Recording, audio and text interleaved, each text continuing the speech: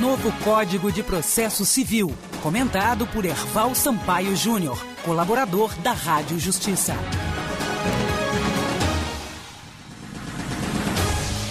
Vou tocar aqui num assunto que eu entendo que o novo Código de Processo Civil pode vir a resolver, não, porque resolver esse problema, ele depende muito mais de cultura. Eu vou repetir mais uma vez. É importante toda essa mudança, os avanços que nós estamos registrando desde os últimos 2 programas, sim. Não me canso de repetir que nós não podemos vender uma propaganda enganosa para o cidadão brasileiro. O que é que eu me refiro a isso? A vigência do novo Código de Processo Civil não vai acabar com os 2 principais problemas de imediato que a população tem para com a justiça. Toda vida a gente sabe quais são esses problemas. A questão da morosidade e a questão, quando demora muito para se resolver, se diz de quem é o direito e ainda não se efetiva de plano esse direito. Ou seja, a velha história do ganha, mas não leva. A justiça te deu o direito, mas ainda vai haver um tempo para poder efetivar.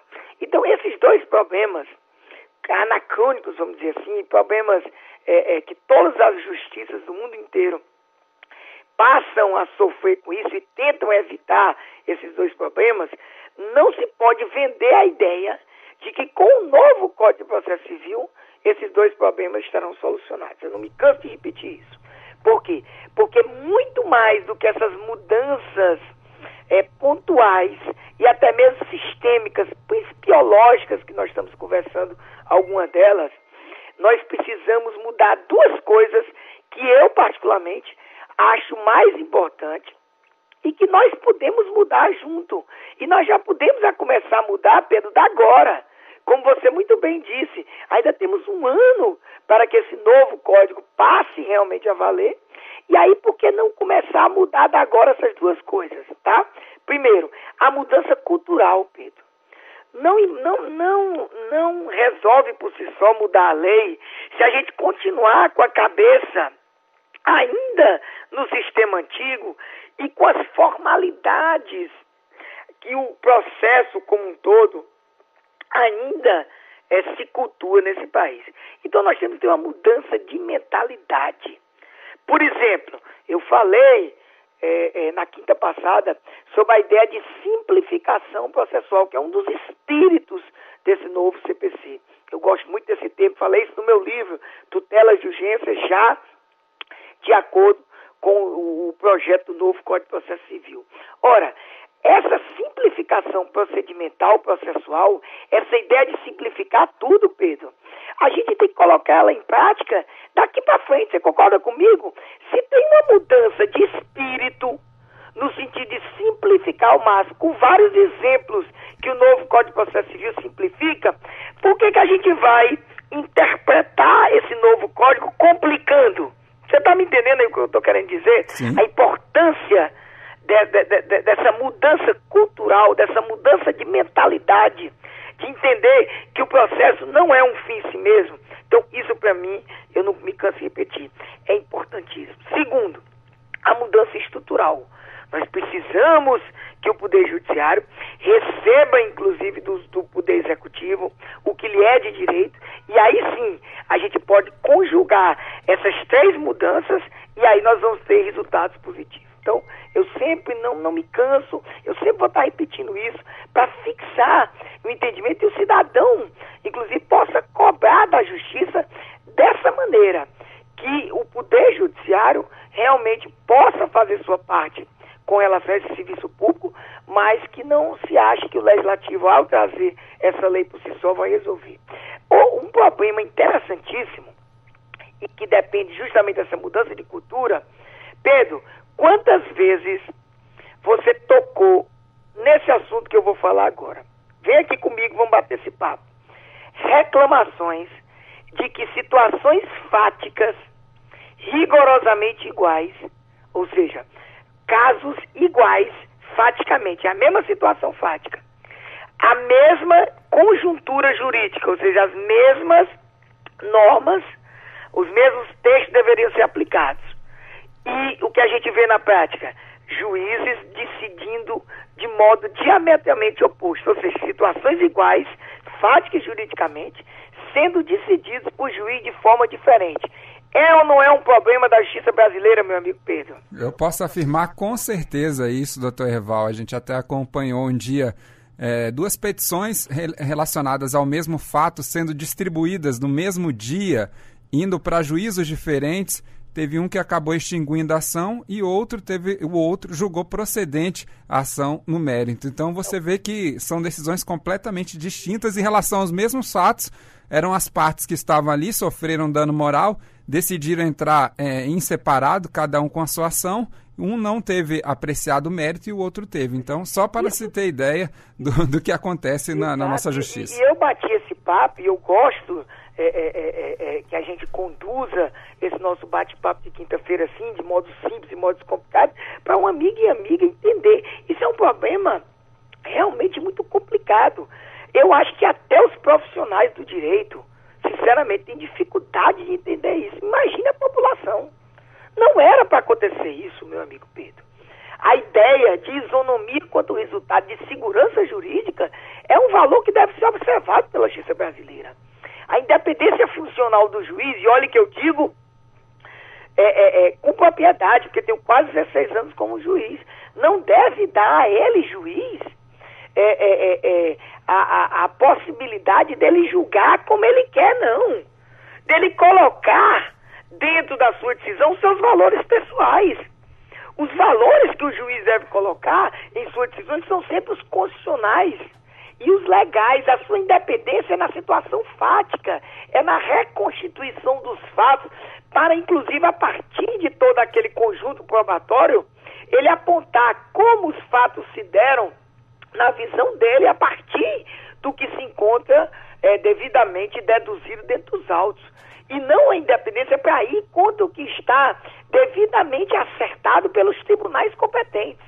E aí o que é que o novo CPC trabalha nessa linha, para mim, é um dos pontos chaves e que depende de mudança cultural, repito. É a valorização do sistema de precedentes. E há um conjunto de textos que devem ser interpretados para que a gente consiga atingir, olha que legal, Pedro, uma jurisprudência estável, íntegra e coerente. Para que a gente possa, por exemplo, fazer valer, vou ficar só nesses dois tribunais superiores, que você inclusive trabalha muito neles, para fazer valer que o STJ e o STF cumpram as suas funções políticas na acepção do termo. O STF tem a função constitucional de uniformizar o direito objetivo federal, ser a última palavra interpretando a legislação federal no país. É ele que deve acertar as teses jurídicas relativas à lei federal. E o Supremo Tribunal Federal, a última palavra em termos constitucional. Então nós temos que começar a trazer isso para a realidade do dia a dia do cidadão, por mais que se diga, e a crítica que se tem, que vai se engessar e que o juiz vai ficar totalmente sem condições de ir contra, e ele deve ir contra o posicionamento dos órgãos constitucionalmente competentes, juridicamente falando. Sinceramente, eu estou aqui para receber as críticas, mas parece-me que não. E isso, o novo CPC chama a atenção. A valorização do sistema dos precedentes, um ponto importantíssimo para que a gente consiga atingir a almejada segurança jurídica. E aí vai dizer, não, aí nunca vai poder mudar. Não, nós temos os instrumentos de mudança perante os próprios tribunais. A revisão dessa jurisprudência, mas que da mesma forma da sua criação, vai ter que ser feita com cautela, com critério, com cuidado e não com todo o respeito que eu tenho, Pedro. Eu acredito que esse tema também você já deva ter abordado. Uhum.